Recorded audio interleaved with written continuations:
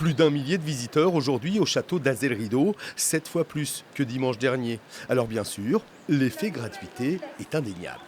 C'est l'occasion, on a vu aussi, il y a cet événement Noël au château, je voulais aussi voir la décoration et puis j'en profite aussi pour faire une petite sortie avec les enfants. Ouais.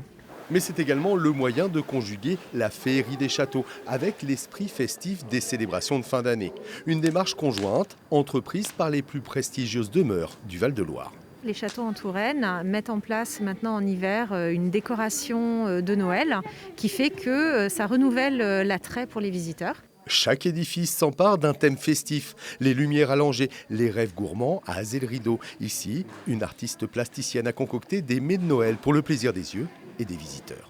Ça faisait longtemps qu'on n'avait pas visité le château et on a profité du fait qu'il soit décoré pour Noël avec les enfants pour leur présenter un peu le château aussi. Ça nous permet aussi de découvrir une nouvelle ambiance parce qu'en été, c'est pas la même chose qu'en hiver. Là, avec toutes les décorations, c'est vraiment superbe. Donc on en profite, ça nous permet aussi de reparler de tout l'historique. On habite à Azelrido, donc c'est important aussi pour les enfants. Et cela fonctionne aussi bien pour les châteaux Renaissance que moyenâgeux.